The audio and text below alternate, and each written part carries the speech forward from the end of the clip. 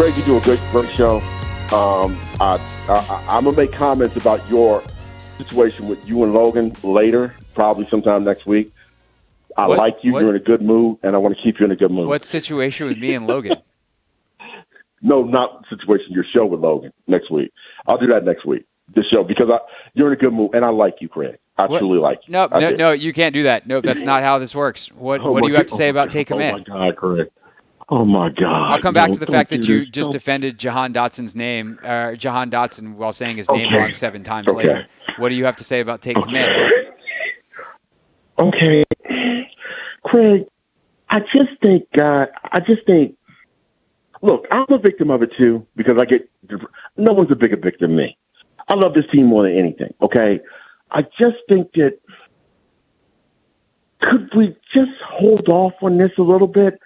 Do you think some of these, when y'all do take commands, the players see this, they get a little bit of anxiety of listening to you guys? No, they don't because listen to us. Because I do know that there's some. You sure? Because I know a lot of guys on the team don't like talking to the media because they just don't like, because of sports radio. And maybe they don't listen to you. Their constituents listen to you, and they're telling them about what's going on. Okay. That's all I'm trying to say. Look, Craig, I know you love this team. And I know Logan loves the team. And y'all want to see what's best for this team. And I thought the criticism of Jaden Daniels was valid. I did feel like he could have did better instead of running all the time. And I felt like there were people that should have been open and stuff he should have hit. I agree with that. I just feel like not everything has to be dissect. Some of these kids, they're going to have to learn this. Mark. Every time. I'm just saying it. I know. I promise you, I'm in a good mood. So I'm going to have some fun with you here. I'm not going to try to bite your head off. You asked me. Hold on, Mark. I did. And you want to know who absolutely loves your point right now? Who? Ron Rivera. You're going to hang up on me. No, I'm not going to hang up on you. You want to know who loves your point right now? It's Ron Rivera. Because what your point is all narrative. It's zero substance. You want to know how Jaden Daniels avoids getting quote-unquote criticized on Take Command, which is not really criticism. It's analysis of what happened on film. Right. I agree. He does the things that – it's not that we're saying it. It's like that's what the play design is. Like if the play is designed to hit – Terry McLaurin on the dagger against 2-man, like just throw the dagger. You want to know who already agrees with that? Jaden Daniels. Was on him. That long pass, that was on Jaden. That was on him. Yeah. And there were a lot of runs. I think there was about 4 or 5 runs he could have passed. And see, what he doesn't understand, and I hope he does this week, you could even see the thing that his legs are so good that he could look like he's going to run, and then someone's going to be open. Why? Because they're going to be so concerned about him running that someone's going to be open. And if he's behind the line, you got a big game. Well, yeah. So that's something that we talked about on Take Command. But I wasn't talking about Jaden. Emmanuel Forbes did look like he kind of stole it in.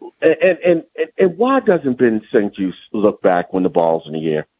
Why does he never look Depends the on the ball? play. On the first one, he turned the wrong way. On the second one, he's playing through the hands, which is the correct technique. And that's, sometimes you miss, and that's ball. You got me started. Look, Greg, I love you, man. I do.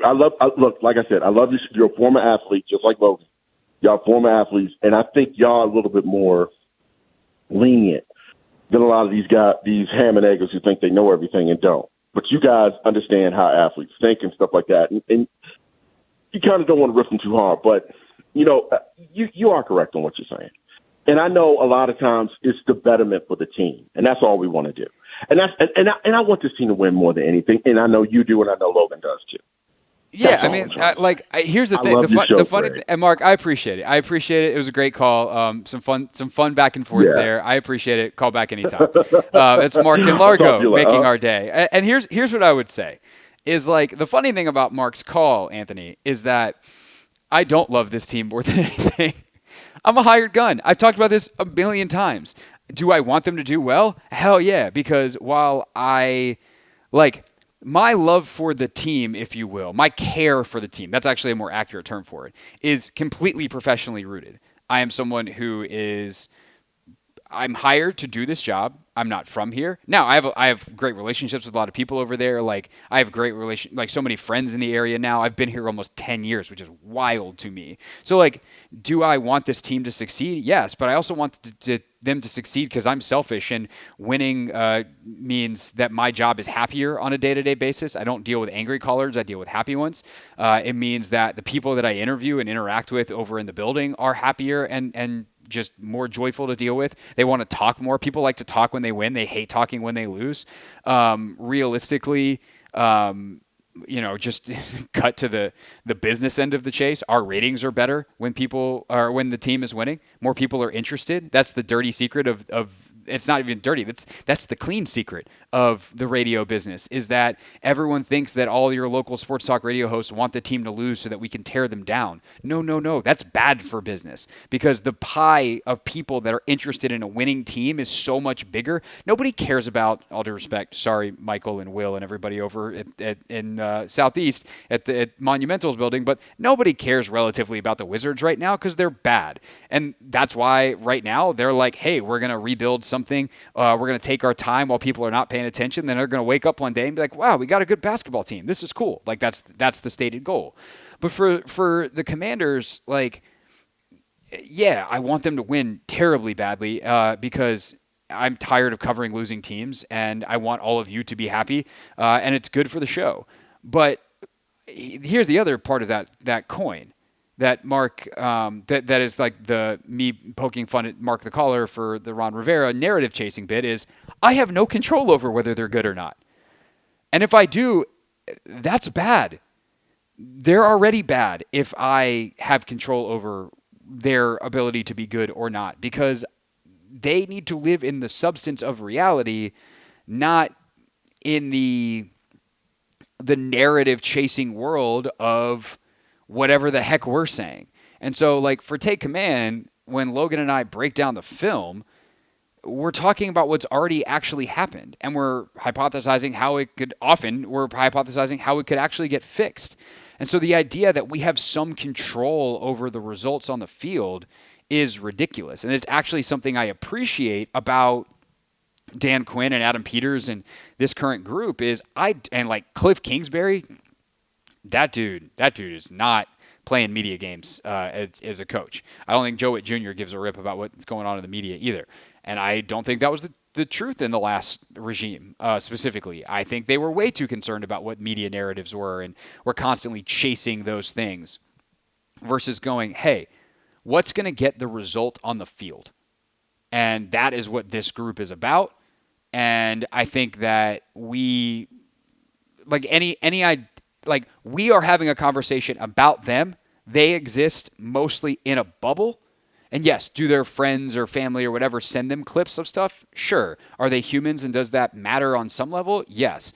But I don't think John Allen is getting out there on 3rd down and 7 being like, I better get after the rusher so that EB doesn't ask me a question about not having a sack on the Junkies tomorrow. That's not how this works. He's out there to play, to win, because they're competitors.